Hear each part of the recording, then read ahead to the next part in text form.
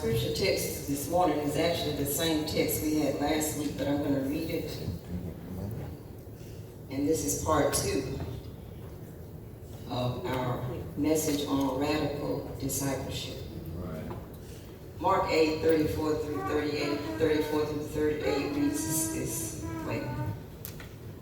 He called the multitude to himself with his disciples and said to them, whoever wants to come after me, let him deny himself and take up his cross and follow me. For whoever wants to save his life will lose it.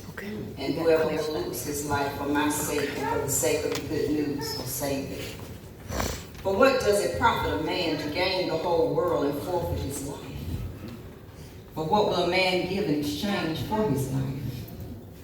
For whoever will be ashamed of me and of my words in this adulterous and sinful generation, the Son of Man also will be ashamed of him when he comes in the glory of his Father with the holy angels.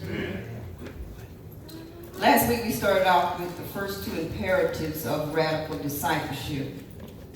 But the first word that we focused on is if. We all have a choice. We make choices every day. Jesus does not force, coerce, insist. He gives us all a choice. If you want to come after me and want to be my disciple. What was the first imperative? Deny yourself. What was the second imperative? Take up your cross. That's right. Thank you. Talk back to me. Come on. All right. And today is not so much an imperative, but it's a directive. After you deny yourself, after you take up your cross, now follow me. And again, remember, even in following, we have a choice. So we're going to look at these requirements of following me for just a brief moment this morning. I'm going to keep in mind that this is Youth Sunday. So I did what my elder said do yesterday.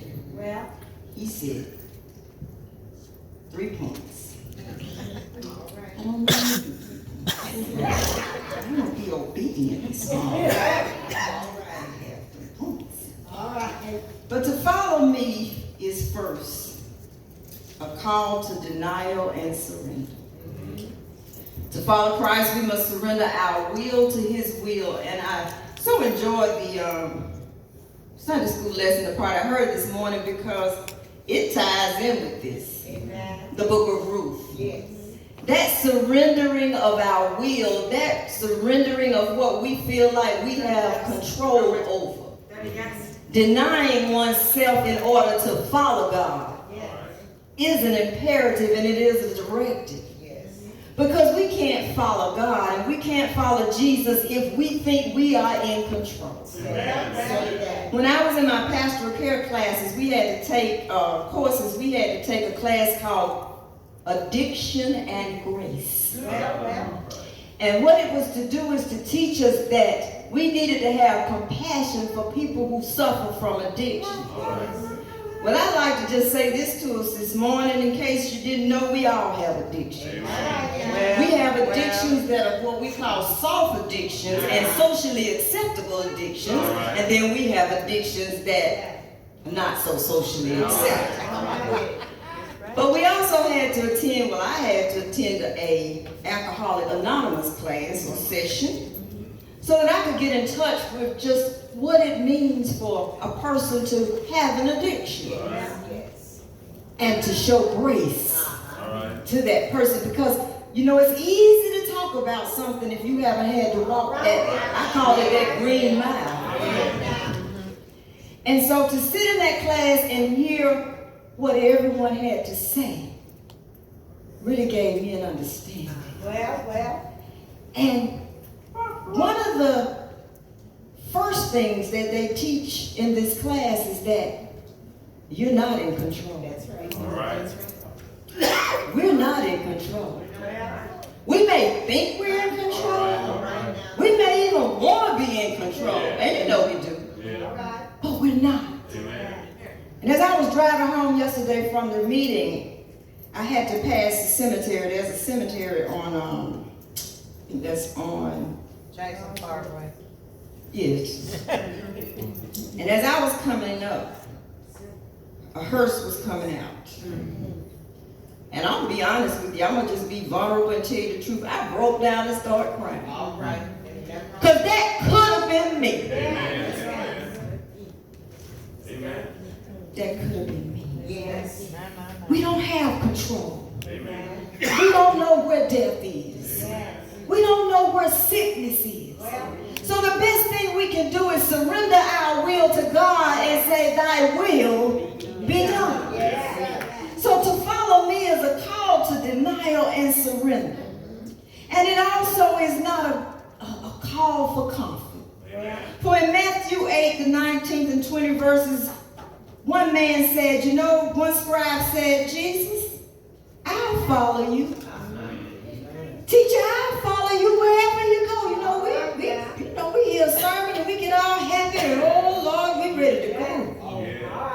And Jesus replied, foxes have dens, and birds of the air have nests, but the Son of Man has no place to lay his head. That's saying this is not a following of comfort. I don't even have a home. I'm the master. But I don't have any of these worldly things tied to me to hold me down. Amen. And so we must remember, follow me, first point, a call to denial and surrender. All right. The second point, follow me is a call to loyalty. In Jesus' time, there were many leaders, great teachers, and false messiahs. But there was John the Baptist, and John the Baptist had disciples. Did you know that? Yes. He still had some. The Pharisees had disciples. But Jesus said what? Follow me. Yeah. Which requires loyalty. You see this in my hand? What's that? What is this? Oh, I got it upside down. It's a Big Lots rewards card. These are loyalty programs, right? Yes. These are loyalty programs. Some of us, I ain't gonna call no names, have a key ring full of them. And the gimmick behind these is if you spend enough money, you just might get a discount. But you're going to have to buy a whole lot of stuff before you even get that little Kroger. You know the Kroger gas card. I don't know about you, but you're going to have to buy a lot of other things to be what? Rewarded for your loyalty. And these loyalty cards are also a way of what? Tracking us. Tracking what we spend. Tracking what we buy. Tracking how often we shop. Tracking mechanisms. Well, guess what? Loyalty requires us to be not lured toward things like this, but to be loyal to Jesus. Amen. And I know we follow a lot of things. And I'm not going to step on toes this morning because I've been guilty of that. But I've been stepping on my own too. Y'all see my little toes scrunched up under my shirt. But the thing I'm concerned about, and I tell my young nieces and nephews this all the time, the following of Facebook, Twitter, Instagram, sports figures, entertainers, they all have the same. They all have the same. And it's okay, I look at Facebook occasionally.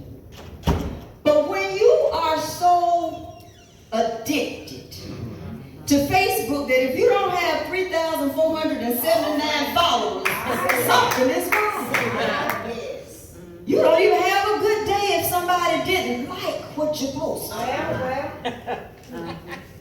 And I ain't gonna call no other names, but somebody is addicted to Twitter, and they need to come off Twitter. Because they have messed up our nation with Twitter. And I'm just saying, I'm like my elder, I'm just talking about what I'm talking about. Because we don't need to be so loyal to the world's lures and the world's addictions and attractions that we forget the very master we should be following. I think sometimes I'm just talking about what I'm talking about. All right now. We spend more time on social media than we ever spend reading the scripture, praying, serving, and following the commandments of God. And following that greatest commandment, to love God with our hearts, our souls, and our minds, that takes some time to pull away from the lures of this world. Social media, telephone, gossip column, news even sometimes, so that we must follow Jesus. And the only way we're going to really love God, love ourselves, and love our neighbor is to know what God requires. And to produce the fruit that God requires. And then just in case now, just in case you forgot, how am I going to really show that I'm loyal to Jesus Christ? Well, Galatians 5:22 is a reminder. But the fruit of the Spirit. What Spirit? The Holy Spirit. Is love. If I'm loyal to God, I can love myself and my neighbor. And that love brings about joy. It also brings about peace. I don't have to wake up every morning so anxious, because the peace of God will what? Protect me and keep me in perfect peace. Self-control. And back to that word. It must be a very important word to Jesus. Control, self-control. Road rage is one of those things we're going through now that shows some of us don't have any self-control. We're just ready to fly off at anything. Kindness. I said yesterday, and people may not agree with me, but I said in my message yesterday, I know sometimes we do have to stand up for what's right. I'm a firm believer that we must stand up for what's right. But your challenge this week, you know I'm going to give you one, right? Can you be kind instead of being right? Because sometimes it's not that important to be right. But it's always important to be kind. And the other thing I say about that, and I said it this morning, we're a church family. And we come here with all of our stuff. Help me, Jesus. And I give to you, and I pray you give back to me. But we're all different people. And sometimes we are going to disagree. That's just a fact of life. Am I right? But guess what? We don't have to be disagreeable. And I'm just going to call it what it is. Because I pray every day. I don't want to be mean and nasty. I can get my point across. But I don't have to be mean and nasty. We're Christians. We're called to follow Jesus. Challenge this week. Married people. I'm just going to pick on you all. When your spouse says something to you this week that's not illegal, immoral, or won't have you on the news, be kind. And not right. All right now. And I say that illegal, immoral, because that's what I used to tell my children in school. I'm a love you.